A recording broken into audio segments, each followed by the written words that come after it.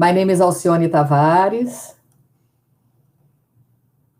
I'm the English language teaching consultant and teacher trainer for Cambridge University Press. I'm based in Niterói. I work from home, and I look after the states of Rio and Espírito Santo. I see many people here. Thank you all for being here. Thank you for your presence. And I'd like to thank Disal for the opportunity of this webinar. In fact, I've seen very, very good presentations through Disal webinars. Very good. And thank you, Lyrica, for your support for this event. I guess we have a few people arriving, but we are already on time to start our presentation. So let me share my slides with you so that we can start, okay?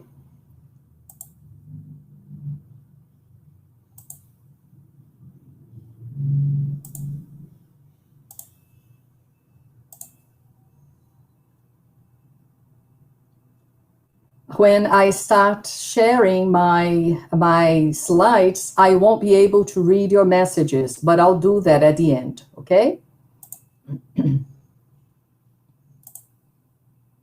So, this is the title of our webinar, Executive Functions, Implications for Language Learning for Students of All Ages.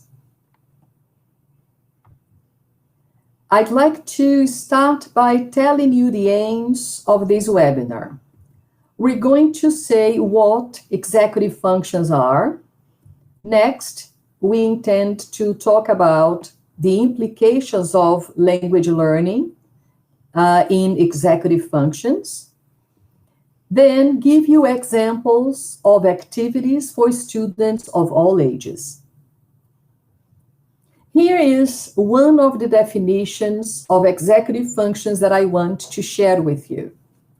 They are the brain's self-management system. What does this mean? It means that when we get information in our brains through our five senses, sight, hearing, smell, taste, and touch, this information goes to the respective areas of the brain, and then the brain sends the information to the frontal part, which is the cortex, where the executive functions are. In this frontal part, the executive functions then process the information and send them back to the brain so that we act according to this information that was processed by the executive functions. So they are the brain's self-management system. With this definition in mind, we have a few metaphors that I have found in videos and things that I have watched so far about executive functions. One of them is saying that they are the conductor of an orchestra. So the executive functions being the conductor, and the orchestra, the rest of the brain. I've also seen this metaphor, that they are the roots of a tree, or that they are the air traffic controller. So this is to exemplify or clear in our minds that executive functions are the brain's self-management system. But we can see other definitions as well. They are the mental processes that enable us to plan, focus attention, remember instructions, and juggle multiple tasks successfully. They are goal-oriented skills. What are the executive function skills that we all have? They are three major skills: working memory, inhibitory control, and cognitive flexibility. Let's look at each one of them separately. What is working memory? Working memory is the mental workspace where we temporarily hold and process information. This ability of holding information in mind allows us to complete tasks. With working memory, complex texts can be solved and deep ideas understood. Let's compare with a kitchen. I want to make a recipe. I need the ingredients and the tools to make the recipe. So I need to get them all together, get ready, keep them there because I need the ingredients, and then I can do the dish that I want until the dish is finished. So working memory is this mental workspace, like the kitchen is the workspace where I can cook whatever I want with all the ingredients available. In the case of the working memory, the ingredient available is the information that we temporarily hold and process to solve a problem, to understand something. Inhibitory control is the other skill. So first one, working memory. The second skill is inhibitory control. It's the ability to focus attention, suppressing irrelevant thoughts or responses. It's responsible for concentration. The ability to avoid goal irrelevant stimuli. In other words, distractions when doing a task. So look at this young boy. He is attending this online lesson, doing some writing or taking some notes in his notebook. And to be able to follow the lesson with success, the boy needs to avoid distractions. So what is he using while he's doing it? Certainly his inhibitory control. But there is one other thing that the inhibitory control does. It regulates our emotions and controls our behavior during stressful situations. Let's look at this boy on stage. The boy certainly rehearsed for a presentation, a song, or something. But when he got on stage and the audience was in front of him, look at him, he panicked. So if the inhibitory control does not regulate emotions, we can simply freeze instead of doing something. So under stress, all of us may lose our control in terms of behavior. For example, you go to the market, you are calmly shopping for some groceries, and all of a sudden someone hits you. And that person blames you for the incident and starts screaming or yelling at you. Well, we would get very much nervous and upset with a situation like that. But our inhibitory control helps us regulate emotion. We calm down, and instead of yelling back at that person, we simply stay calm and avoid more discussion. So we can think of several examples where we need inhibitory control in our lives. Cognitive flexibility has to do with the ability to think about things in lots of different ways and to adjust to changing demands fundamental to creative thinking and problem solving. It's the ability to adapt new tasks quickly and to change our perspective. Ability to create a variety of strategies to solve a problem. Let's imagine that I want to take the trip of my dreams, and then I go to this tour agency and I tell them where I want to go. The only detail is that I'm going to this country where I don't know the language, I can't read it, I don't understand the language at all. But the agent in the tour agency says, don't worry.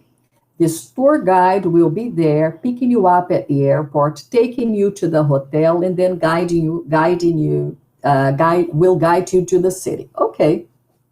Then The day of the trip arrives, and here I am. I arrive at the airport in my country, in the country that I want to visit, and guess what? The guide is not there waiting for me. Then I need to get to the hotel, and as I said, I can't read the language, I don't understand the language at all, and the guy is not there. So first I think, well, he was in a traffic jam. Let me wait for half an hour. After half an hour, he's not there. Then I think, well, maybe I could call back the agency. However, it's 12 noon in the place where I just arrived, and back Brazil, it's midnight. I can't call the agency. So I wait for another half hour, the guide doesn't arrive. Then I think of different possibilities. I have a problem getting to the hotel. And what strategies can I use? Well, I first try to get to the information center at the airport. There was nobody there. There was this sign. And then, I don't know, the sign is in the local language. I don't know what it says. Well, then I thought I can show the name of the hotel to the taxi driver. But then I think, well, it's a little risky. I don't know. He can take any route to the hotel because I know nothing about this place. Then I think of other strategies until I solve the problem. So it is my cognitive flexibility that allows me to look for different strategies, to use or create a variety of strategies to solve a problem. It is important to have in mind that these executive functioning skills, working memory, inhibitory control, and cognitive flexibility are interrelated. We are going to see activities that may help learners improve one or the other. But anyway, independent of the activity, students are always using the three of them at the same time. So where do they come from? They are located in the prefrontal and frontal cortex, as we mentioned before. The executive functions are neurocognitive skills. And as I mentioned, they are, it is where the information goes from other areas of the brain to the cortex. They process this information and then the action is taken. It's also interesting to know that these functions can be blocked. How can we block our executive functions? If we are under stress, fear, pressure, if we're feeling something that is so difficult to cope with that we cannot reason naturally as we would if we wouldn't have any problem. Example, you're giving your lesson, you are at school, you are in your classroom, you're teaching your group of students, and all of a sudden, the supervisor knocks at your door and asks to talk to you. You go at the door and you speak to the supervisor, and the supervisor says, look, I don't have good news.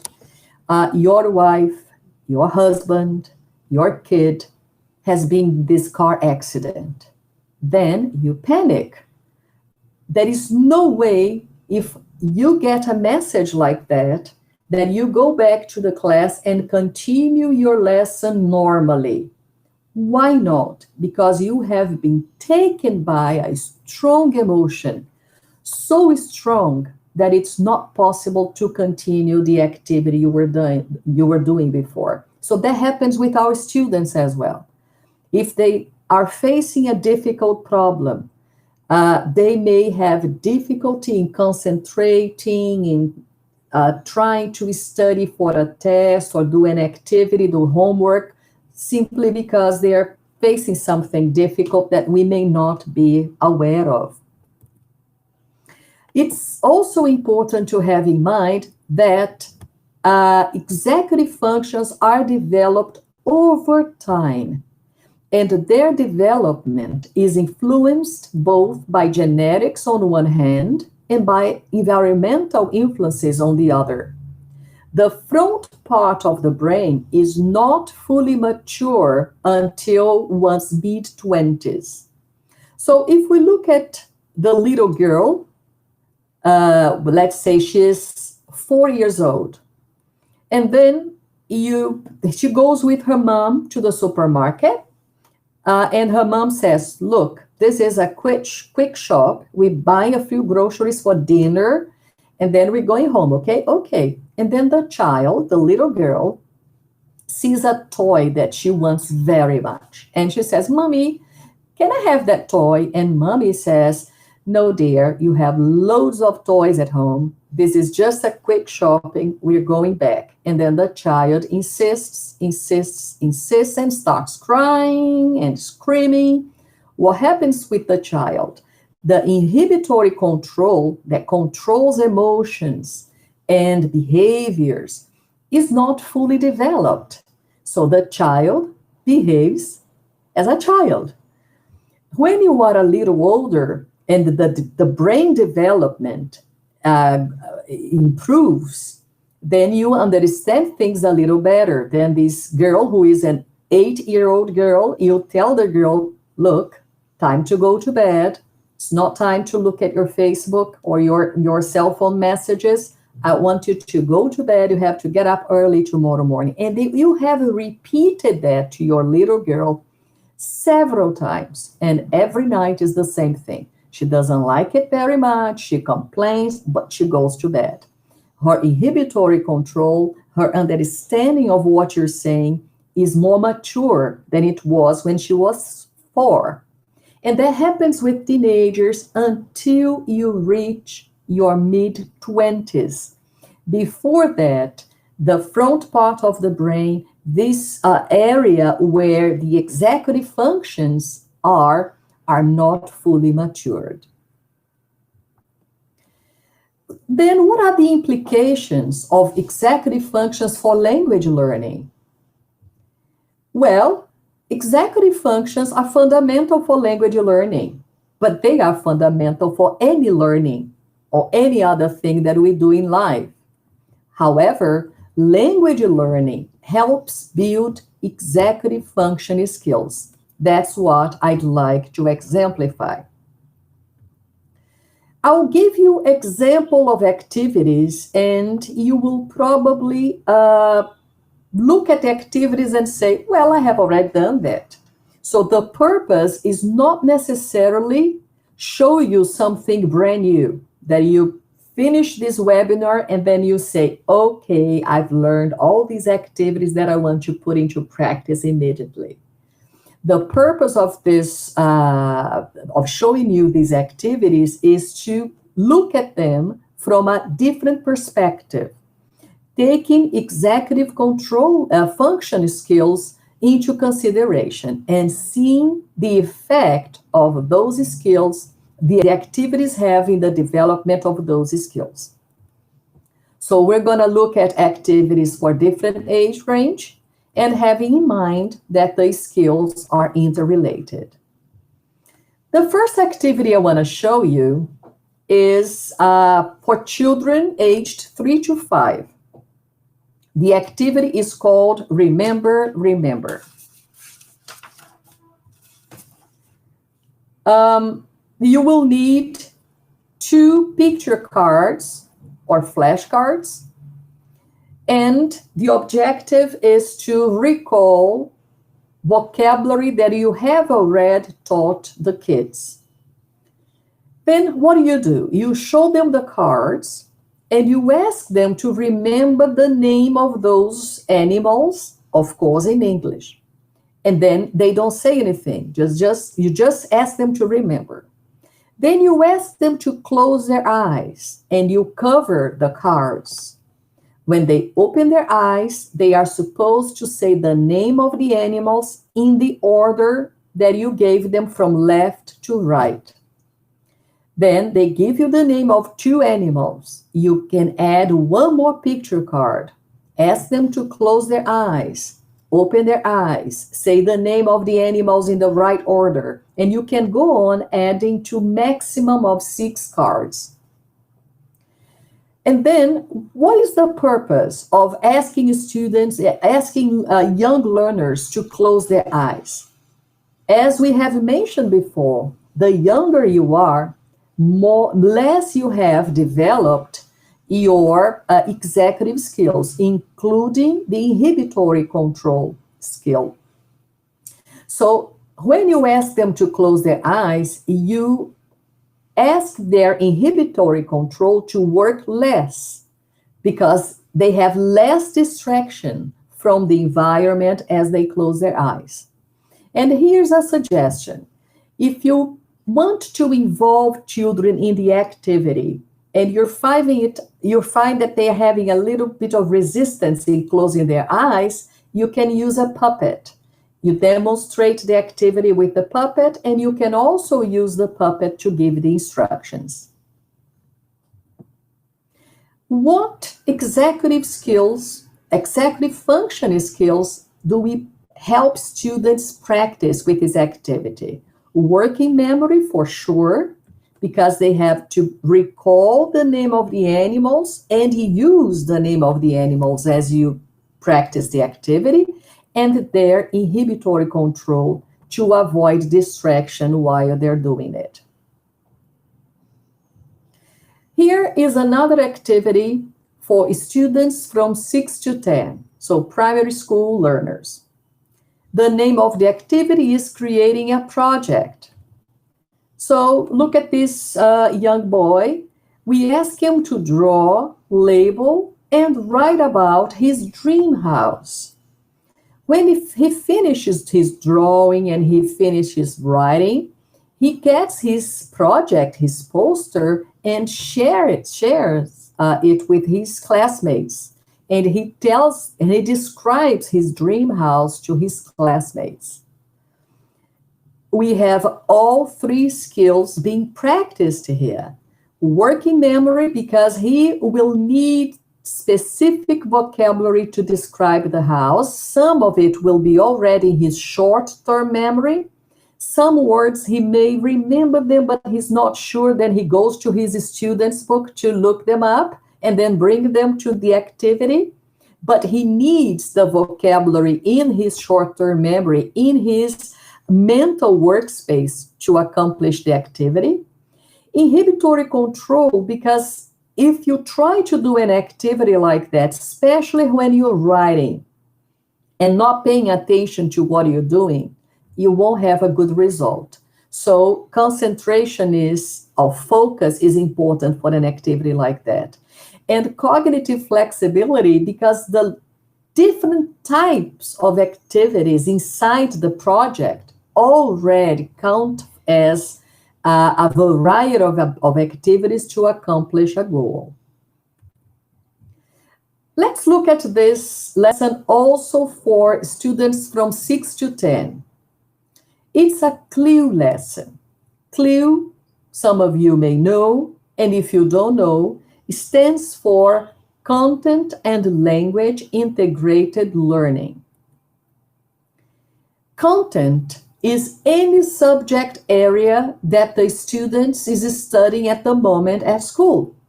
Can be science, maths, physical education. Language is English, because we're talking about a CLIL lesson in English. Integrated learning, because you are expecting the learner to learn the content area, science, for example, and English at the same time. So you will start by presenting a beautiful picture, a striking picture like this. And the topic is how ant families work together. And it's a science CLIL lesson. Then, after having this warm-up, this introduction about ants, you provide specific vocabulary. So you teach learners different names, different types of ants, the worker ant, the queen ant, the drone. You add vocabulary such as colony, nest, and you invite children to watch a video about ants and their families.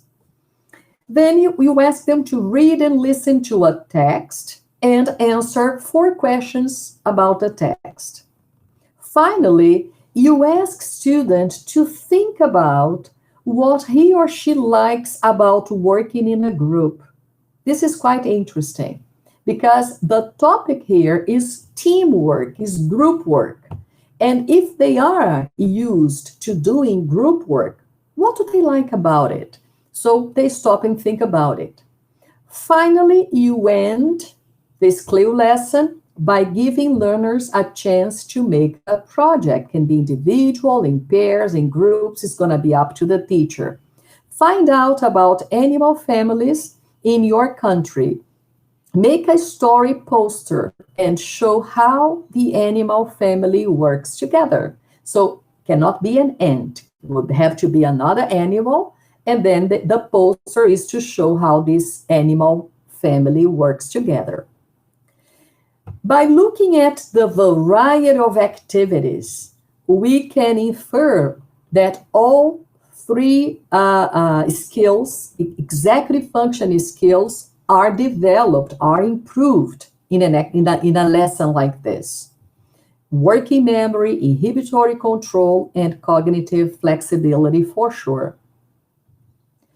Now let's look at this activity, which is for older students between 10 and 13. We're talking about lower secondary learners. Think critically. We ask students to read an article, and after they finish the article, they read lots of online comments about the article. Then we ask the learner to write his or her comment about the article. And then there is a sentence in the article that says that home is where the heart is. And naturally, the author of the article has a point of view concerning home is where the heart is.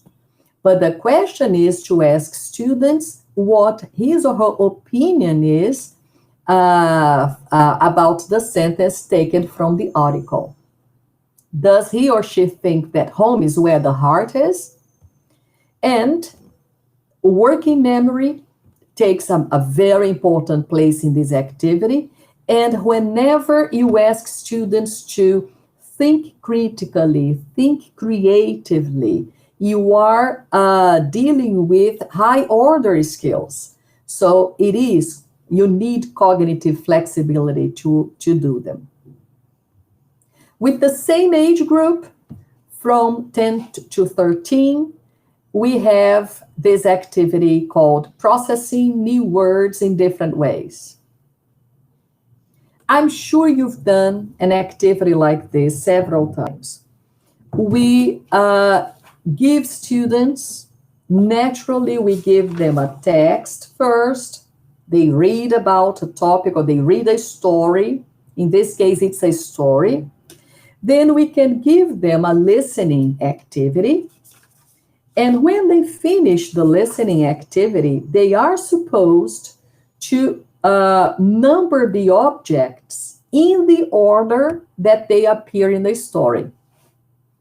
So it's remembering the objects, but not only remembering the story and the objects, but the order that they appear in the story.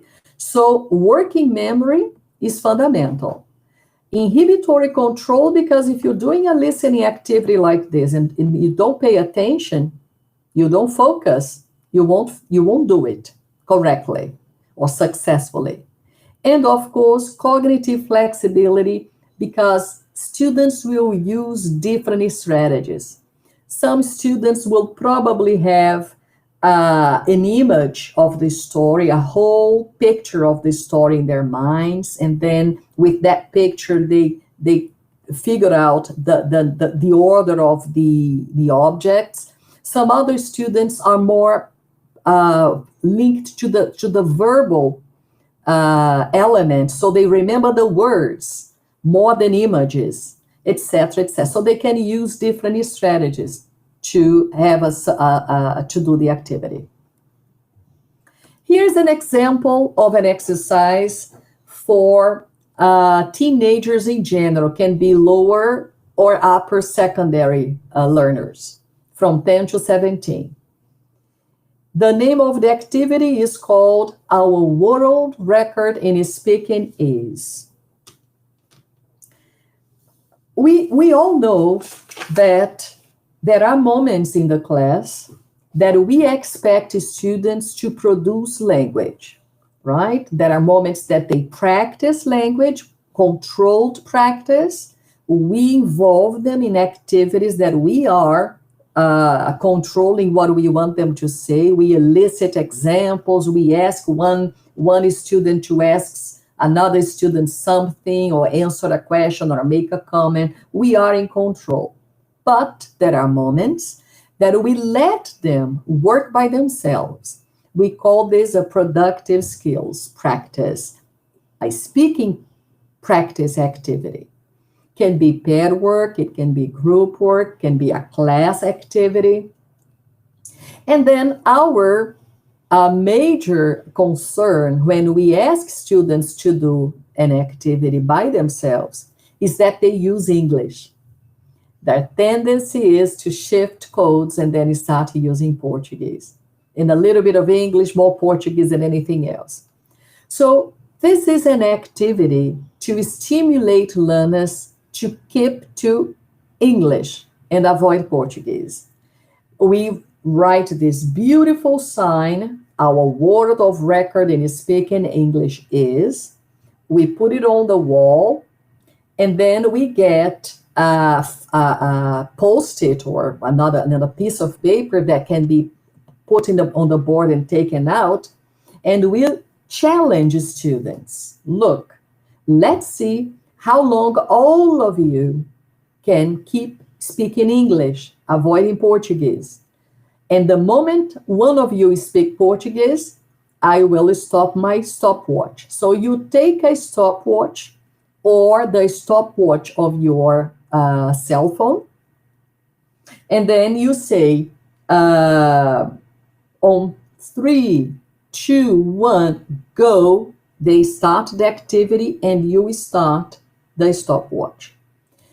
And then somebody in a moment will say something in Portuguese. You stop the stopwatch immediately. When they finish the activity, you can tell them, for example, not bad. Our world record in speaking English 25 seconds, because they all of them use the English for 25 seconds. And then you make this a ritual. You repeat this activity every time they're doing a speaking practice exercise, and you want them to use English as much as possible. You will notice that they start controlling one another. And when one of their classmates uses Portuguese, and it's not necessary that classmate could have used English, they will say, no Portuguese, no, stick to English. And gradually, these 25 seconds may become 30 seconds, 40 seconds. And when they give you a good result in terms of time, praise them. Tell them how impressed you are and how much they've improved. But then you can prove that they improved because you have controlled the time that they spoke English. So in an activity like this, one of these skills that is definitely practiced is the inhibitory control. Why? Because the major distraction for learners when practicing something in English is L1, is Portuguese. So if they are focusing on controlling this distraction and only using English, you are helping them develop inhibitory control. And remember, we are talking about teenagers. They don't have that skill fully developed. We get our executive skills fully developed in our mid-20s. Before that, it's under development. So the more you practice, the better.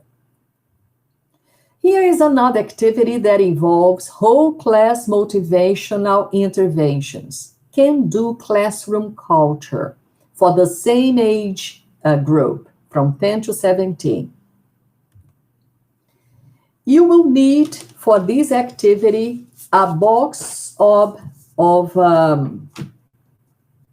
marbles and this glass jar that you see in the picture, this glass jar. And then what are you going to tell your students? Whenever a learner gives a very good spontaneous contribution in English, you ask this learner, you tell the learner, okay, after the contribution is done, the communication is done, you invite the learner, congratulations for that contribution you gave, and please take a marble from the box, put it in the jar, and the learner will do it. Of course, if they are older, you can use other things, not necessarily marbles, jars, and boxes, but you can use other things. But the idea is the same. So you are stimulate them to use English. And when the jar is full, you can surprise your students by offering them maybe a games lesson, maybe a video, popcorn. Surprise them. Show them how pleased you are because they are improving their speaking skills. They are using English more often, spontaneously, giving good contributions to class. And like in the other one, what are they developing here? What are they improving here? In their inhibitory control, because it's the same idea with a different activity. I'm avoiding using Portuguese and focusing on using English while doing a speaking exercise. For the same age range, from 13 to 17, topics relating to focusing attention. And students think of situations when we need to listen carefully. Here is an example. You need to listen carefully to the rules when you play a game. If you don't listen carefully to the rules, you won't be able to play the game. And then they will think of two more situations where listen carefully is important, is needed. Then in exercise 7, you invite learners to complete the sentences to say what is true for them. Number 1, I need to listen carefully when, because, and then they complete the sentence. 2, I didn't listen carefully when, so, and then the result, what caused the fact that I didn't listen carefully. So they think of two real situations in their lives. And naturally, they will share their examples with their classmates. All 3 executive skills are practiced here.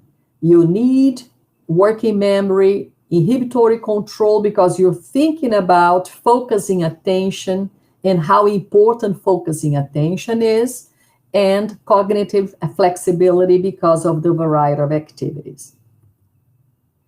Study strategies. Let's imagine that you're teaching teenagers and adult learners.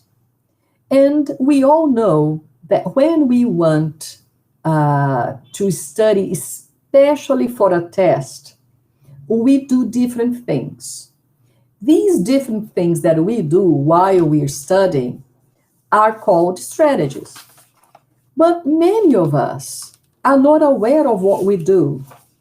Some people take notes, some people listen to music, some people, I don't know, several different ways of learning a foreign language. We had our way of learning, and we still do. We have our strategies when we want to learn something in particular. And then most of the times, we cannot either name the strategy or describe the strategy because we don't think about them, and we just do them. So this is an activity where I invite students to think about study strategies. Step 1. Think of the strategies you use to study for a speaking test. Then the learners will think about them individually. Step 2. Name some of these strategies. If I cannot name them, I may probably describe them. I may say something like, well, I like creating dialogues, and then I read them out loud, and I practice the dialogues. So they may say something like that. So they are not naming the strategy, but describing the strategy, which is fine. Step 3, how effective are they?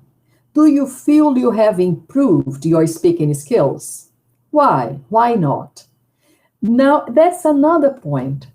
Because if we get used to using certain strategies to accomplish certain goals, if we get used to doing it, we repeat them all the time. And sometimes we don't stop to think if they are effective or not. And then we just keep repeating them and we don't get anywhere, or we don't improve as we would like to.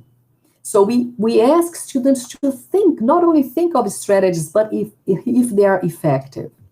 Step 4, think of new strategies to study for a speaking test. Maybe they can, as they think of what they've been doing, they can come up with a new idea by themselves. Step 5, share your ideas with your group. This is great because I can always listen to an idea I had never thought of. And if it works with my partner, it may work with me as well. Then, step 6, did your group come up with an idea you have not thought of? And then that is a chance to not only think about my strategy, but listen carefully to somebody else's strategy, compare, think I've done that before, and then tell the teacher if somebody has given an idea I had never thought of. So working memory here is very important, and cognitive flexibility. We are actually helping students to think of a variety of ways to accomplish the same goal. So I'd like to share some final thoughts with you. Successful language learning requires students to be in control of their own learning and of themselves.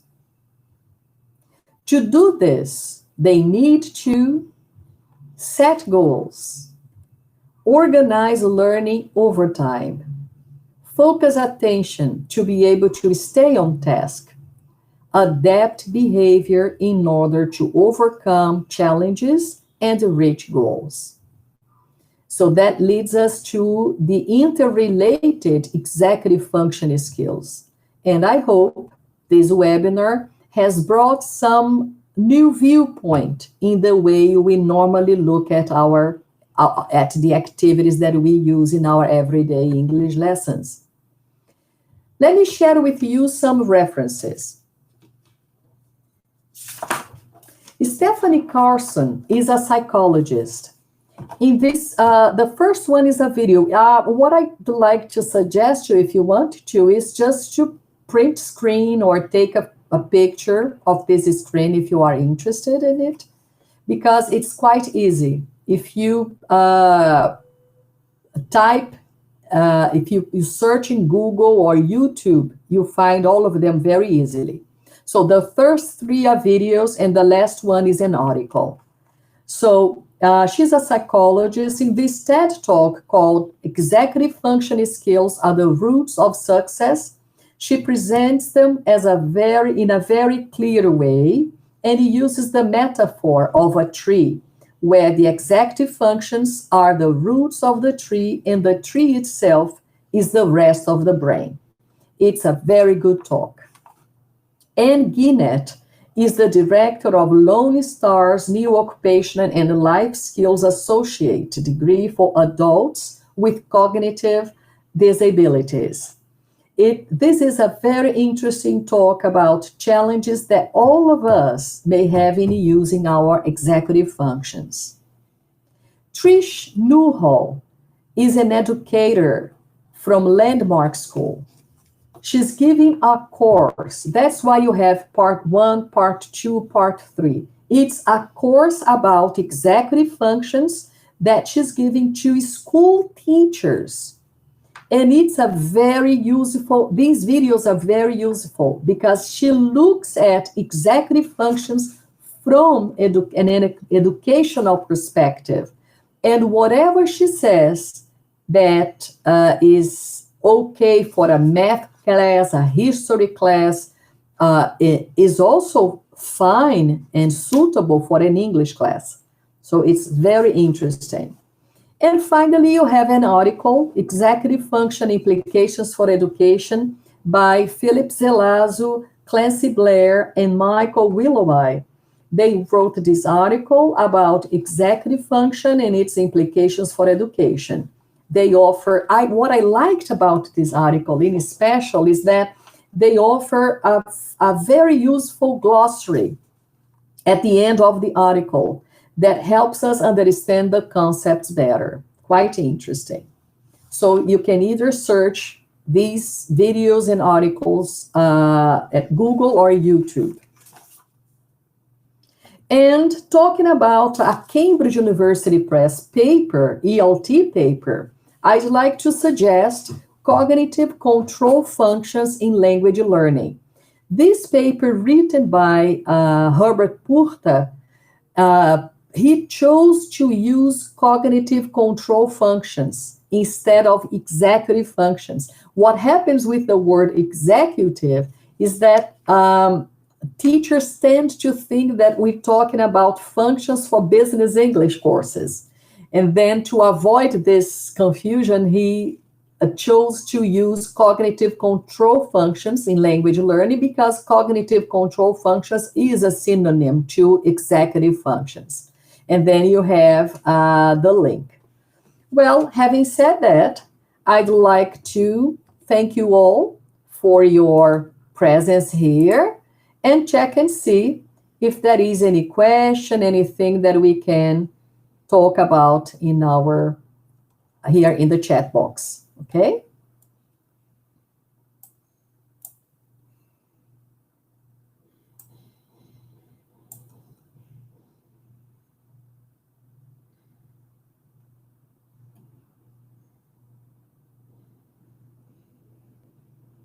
Thank you, Marise. Thank you for being here.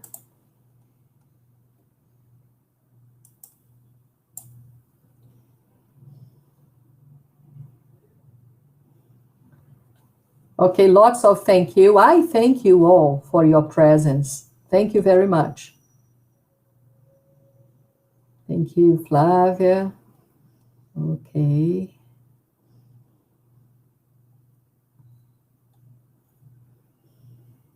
Okay.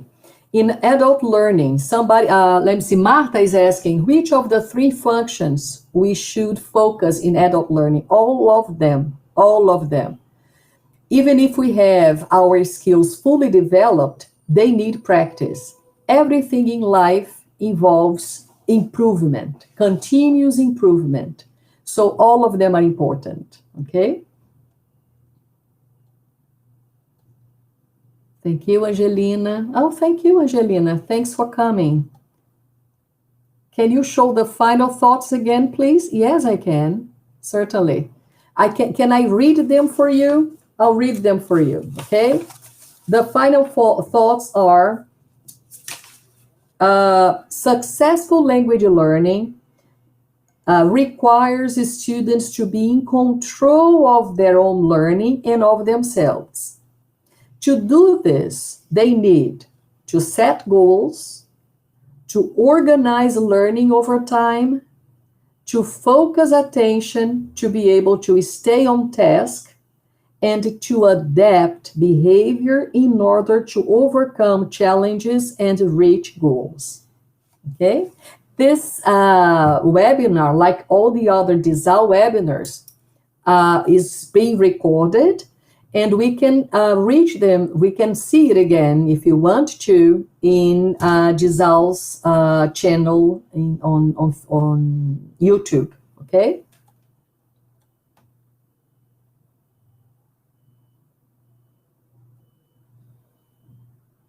Okay, let me see if I can. Daniela is suggesting a book by Cosenza and Guerra called Neurociência e Educação, in which there is a chapter about executive functions. It's very simple and easy to understand. It's good for all teachers. Thank you very much, Daniela, for your suggestion. Thank you. Very useful.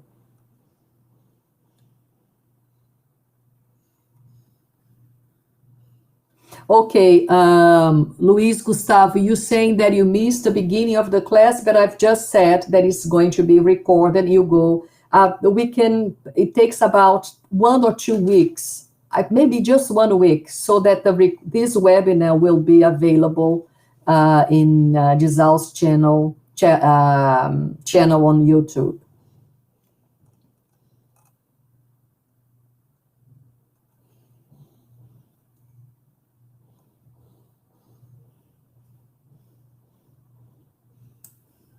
Okay, Lyrica is helping me here with. Okay, let me see. Okay, let me see the final thoughts again. Somebody is asking me to have them here again. So, final thoughts. Successful language learning requires students to be in control of their own learning and of themselves. To do this, they need to set goals, organize learning over time, focus attention to be able to stay on task, and adapt behavior in order to overcome challenges and reach goals.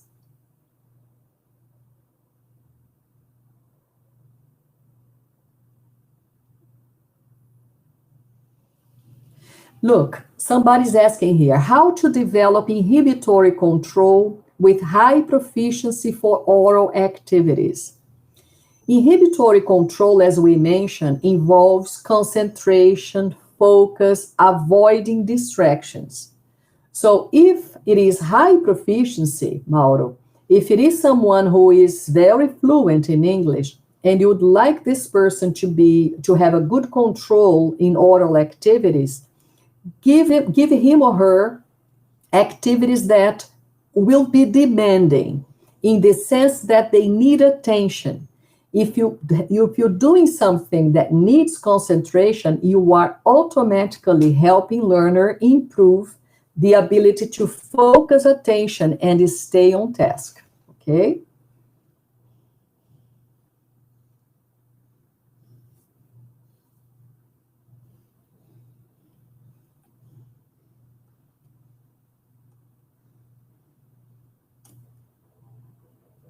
Somebody asks here if I have ever worked at FIATEC. No, I haven't, Julia.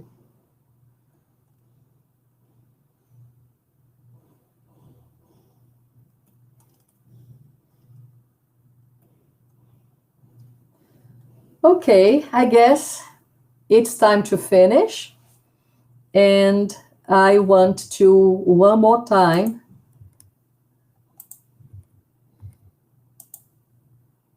say a big thank you to you all. Thank you for being here, for your presence, for your nice comments. And I hope to see you soon. Okay? Bye-bye.